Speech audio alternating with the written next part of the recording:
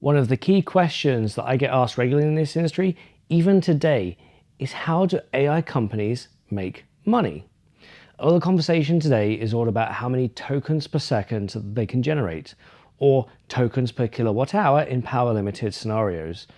If everybody's buying the big green monster, for example, are what the numbers that Jensen's saying is actually true? Can you really generate that many tokens? I think a bigger question also needs to be asked is, who is buying those tokens? What use cases are they made available for?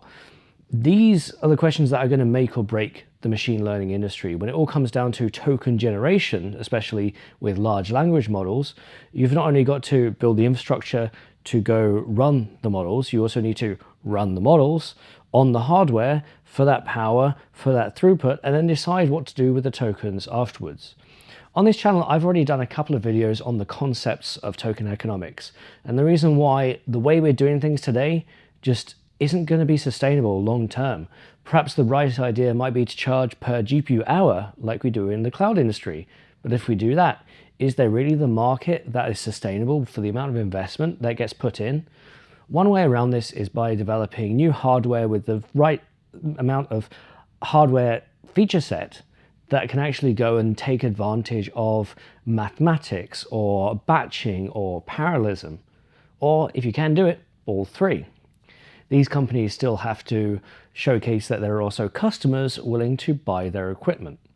Now, one of the ways in order to justify and make sure that these hardware vendors are saying they can get the tokens per second or the tokens per kilowatt hour and be able to compare them, the metrics are kind of random and very difficult to follow. You could pick a model that's very popular, say Llama 3 70 billion parameter. That's a fairly popular model. You can go look on the benchmarking websites to see who's done like-for-like comparisons. The question is the input length the same? Is the output length the same? Is the context window the same? Is the batch processing the same? How many concurrent users? All this adds up into so many degrees of freedom, it's really, really, really hard to track. Now, one of the companies I've been working with recently is called Tensordyne. Again, you may have seen them on other videos on this channel. They formerly used to be known as Recognize. And one of the things that they announced at the AI Infrastructure Summit in mid-September was their concept of a token economics calculator. The idea being that with the limited amount of public information there is, using similar models and trying to do some clever estimation of some of the numbers, you can actually get a good idea on how comparing different hardware to each other and who exactly is the most performant. On top of this, I think what's important is actually how much the hardware costs. How long are you going to run it for? What is the long-term value? If you're spending $3 million per rack, are you getting more than $3 million value out of that over the lifetime? Is that sustainable? Does that make sense? Or perhaps moving to agentic AI workflows where we have model talking to model, talking to model, talking to model. If you're only charging the output tokens rather than any of the intermediate tokens, again, does that make sense? Are some of these more esoteric hardware options, such as Grok or Cerebrus, however many racks you need to run the model there, again, are they sustainable? Does it depend? Is it workload dependent, or is it end user dependent, or is it how those tokens are packaged? What Tensordyne have done, with a little help from me, admittedly, is go and design that token economics calculator, and it's almost ready for public consumption. We got an early beta preview with Paul Schliebe here at Tensordyne to go through exactly what the calculator does and why it was such a big hit at the AI Infrastructure Summit event.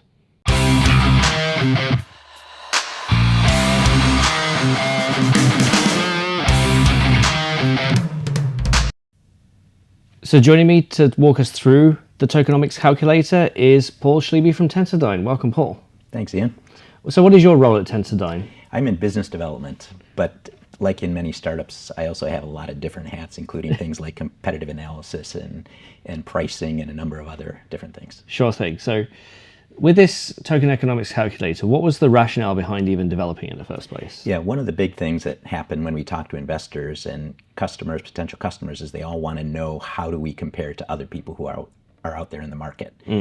And so in order to do that, you have to dig a little bit deeper than what's available. A lot of what we call maybe venture capital funded tokenomics is going on right now. So startups like ourselves are being supplementing the cost of tokens So subsidizing, basically. Yeah, exactly.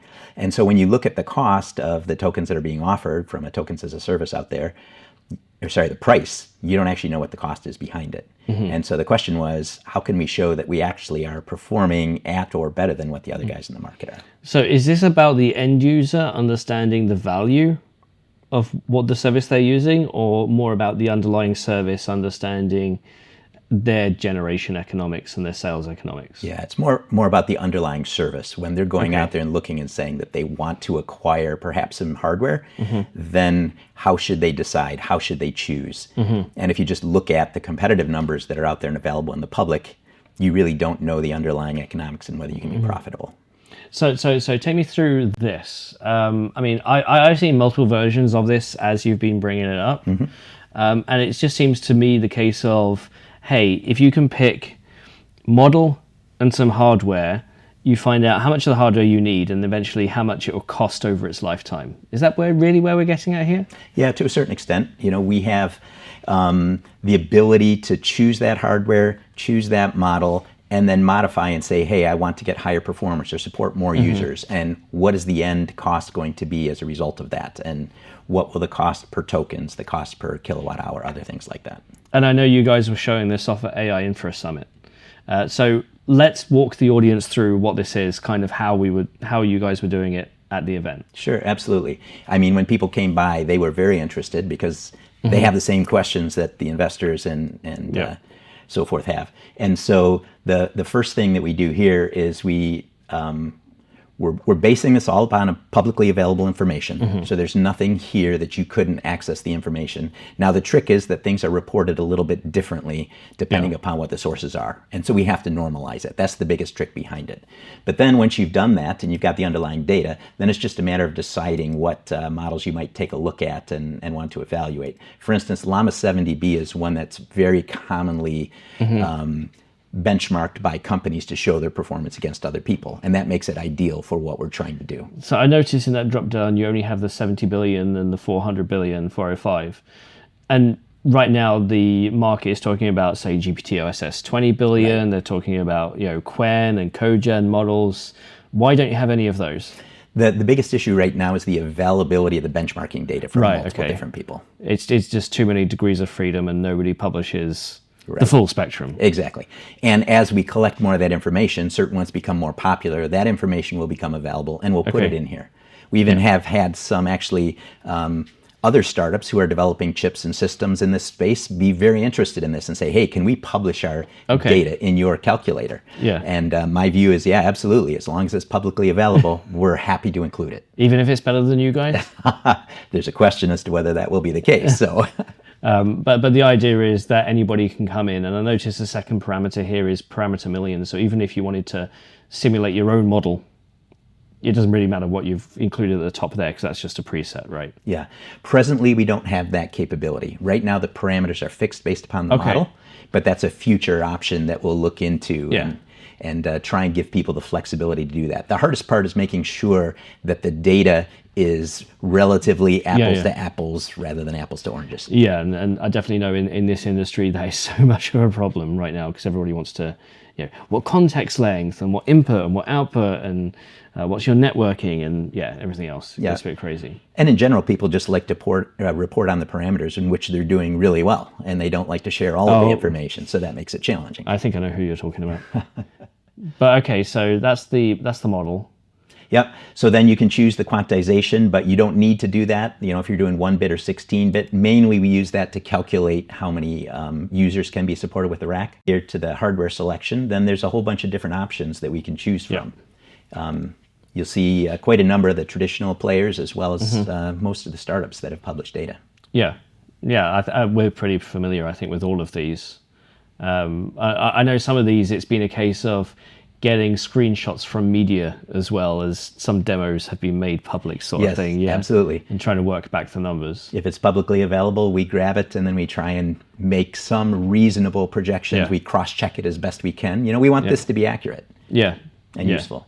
But if we were to, say choose like an HGX B200 as an example, then we put the parameters here so you can see exactly what's being evaluated. So in this case, we've got 180 gigabytes of HBM per chip, 32 chips per rack. So you work on the rack level Yes. rather than Yes. the server level. Exactly. And that's just because, I guess, the minimum unit of consumption is now just becoming the rack. Yeah. And then we've got the rack power, which for this 53.3 kilowatts. Yeah, that sounds about right. Cost. How have you come up with the number 1 billion in there? Yeah, this one's a little bit of a swag, but there's a bit of research going on. There's a number of different sources out there. We do go to websites to see where they're being sold and look at the pricing. So in this case, it's around 320,000 for an 8-channel HGX times 4 of them within the rack. Okay. And it can be changed, right? We're not trying to tell you that this is actually the right price. So if you have a better price or a worse price, Yeah. you can go in and put 2 million or 500,000. Exactly. And we encourage that you do that, especially because the idea is you know what you're being offered. You might be getting significantly better price than someone else is being offered, and that plays into the overall economics. You can see what the impact is. Or I guess here. you're trying to work out the economics of a competitor and working backwards what they're paying for their infrastructure. Yeah, absolutely. You can do that as well. Cool. And then in this case, you've got 2,000 concurrent users. This is often a bit of a guess here. Yeah. Because especially when you're looking at NVIDIA, they will give you the total throughput numbers. Sometimes some sources report total throughput. Other sources report output token throughput, and you have to normalize those. Yeah. But usually they'll mention something like they maximized or they optimized the batch to maximize the throughput. Okay. So it may not be user latency perfect in that instance, because all we're talking about is just throughput. That's correct. That's correct. Yeah. They're not necessarily saying that, hey, you're getting those tokens out in 1 second and you're getting 100 tokens per second. Yeah. You might be waiting multiple seconds Okay. and having a slow rate of tokens. But you can also change that, I assume. Yes, absolutely. And one of the interesting things about changing that, the main thing we use this for is for the calculations in the number of racks that are needed. So if you see, if I just say, hey, I want 10 times that number of tokens, that number of users, then you can see based upon the KV cache that would be needed to support that, you need 6 racks. Okay. Yeah. Yeah, so even though a tenth only needed 1, realistically, I guess you're only using 0.6 of a rack. Yes. Within that for the KV cache. So there's also some element of headroom here, because obviously this has to be a whole number integer value. Yes, exactly. To make sense. Yep. Okay. So continuing down. Continuing down, then this is where you get to choose the operating parameters that are unique to you. And you look at the overall buildup within the costs for a data center or for someone who's using the system on site. You know, it starts with the cost of capital, which we already looked at previously, but then you have to look at how long are you going to depreciate it? How much does your capital cost? What's your hurdle rate? And then also these days with AI, what's super important is the collocation costs. It used to be you might pay for space and connectivity. Now it's about power. So when you look at I am noticing this here, 9 cents per kilowatt hour. That's clearly not Europe based. Yeah, we have some links here where you can look and you can see where you are. And this is an average US cost for power last year. And if for you're the in data center, not for the home. Exactly, for the data center. It's much higher for the home. Yeah. But then if you're in an area which has constrained power, it might be substantially higher than that. In California, it's more than 2 times that. Okay. Yeah. So just for a second, let's put it to 50 cents for like Europe. Yep. And I mean, we'll get to this section here about price, but you can clearly see the energy became such a much more important part of the overall pie. Exactly. Yeah, if the energy cost goes up, for sure it makes a difference. Yeah. If you have high power, it can also make a very big difference in the co-location cost. Yeah. Right now you can see that because that energy cost was 5 times, then the co-location cost has now actually become the lowest contributor. Yeah. If you have a colo that can supply you with megawatts, right, rather than just kilowatts, they're going to charge more for that use anyway. Exactly. Cool. And then, so we've got all these numbers in. We've got a little bit about PUE. Yep. So that's power efficiency in the data center. Right. System utilization. Different models will obviously have different utilization rates. This is more at the system level, which is that's true. How often your equipment is actually being accessed. If you're in a location where you're selling to people who are on your side of the globe and you're running models that are only real people who are using it actively at that point in time, the equipment might sit there and not be used half the day. Yeah. And if that's the case, you need to amortize it differently. Yes. So you can enter in 50% there as an example. So that's all the inputs, and then on the right-hand side we have all the outputs. Right, exactly. So all the results up here. So again, we've still got just the one B200 HGX, the 4 systems in a rack. And here we're saying, with all these numbers in, with all the expected users and all the costs, 250,000 tokens per second. Jensen says that's worth how many millions of dollars? The cost to generate, total tokens per dollar, total tokens per kilowatt hour, total expenses per month, and then the total cost overall for the hardware. That's right. And then, because you need one rack, I think if you go back to 10 times the concurrent users, right, these metrics will change based on all the costs, and your cost per month now increasing massively, your total cost of the racks, what have you. And then we come down to the cost breakdown, which is the pie chart. Yep. Any sort of interesting data that has come out of this from all the different chips you've been looking at? I mean, certainly when we look at the overall performance of different systems for running these large models, what's super important is, do you have large amounts of memory to support the model sizes? Right.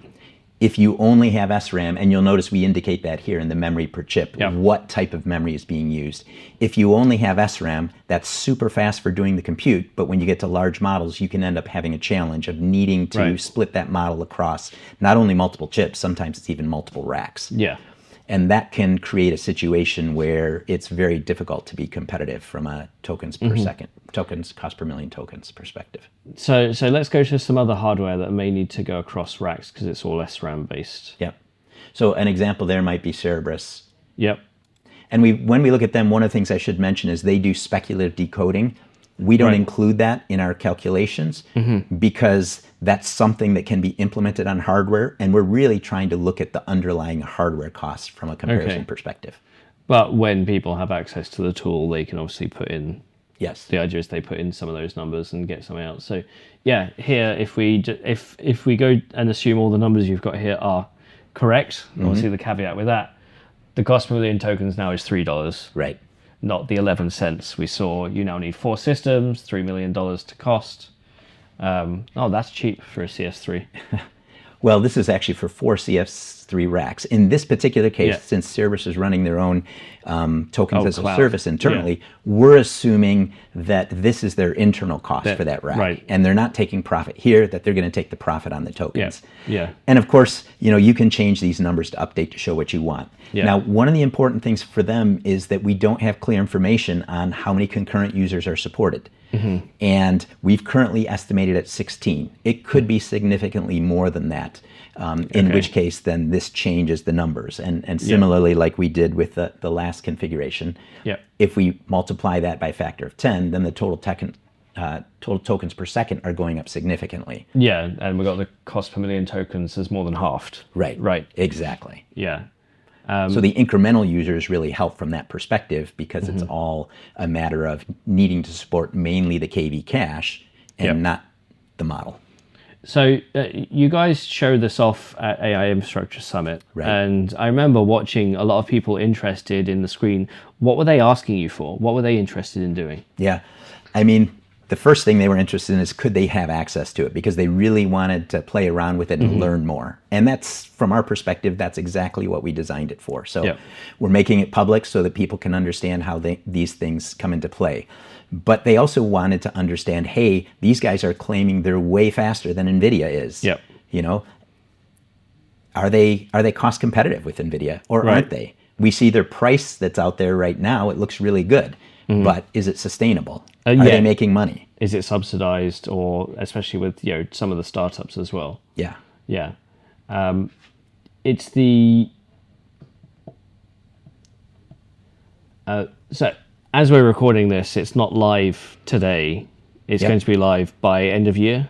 Yes. Yeah. Likely towards the end of October is when we expect it'll be available. Okay. Yeah. Just before supercomputing then. Yeah, that'd be pretty cool. Well, we'll put a link up in the video description when it does go live, so stay tuned for that. But Paul, thank you very much. All right. Thank you, Ian. Great talking with you. So I hope that gave a really good overview of what the calculator is and does. You may have seen a couple of odd issues. We're still working them out. It is in beta. And there are other options where to take this calculator in the future. Things like being able to input your own models, also have some sort of dynamic context length, KV cache, number of users. As I said at the beginning of this video, there are so many degrees of freedom to deal with when it comes to benchmarking these systems. It's hard to get a like-for-like comparison unless you are a big player such as a hyperscaler or an OpenAI or a Meta, where you have your defined workloads and you're only really focused on those workloads. For everyone else, deciding what model to use, whether you use things like speculative decoding, whether you have this software feature or that software feature or that accelerator or this accelerator, and what that means for your output, what it means for your use case, what it means for your token consumption, what it means for the cost to generate those tokens. Again, dollars per million token, dollars per kilowatt hour, especially if we're moving into a more power availability limited scenario. Lots of column inches have been dedicated to the fact that we can't keep building data centers that are 100 megawatts, 500 megawatts, gigawatts, because the power delivery network can't sustain it. Generation may already be there.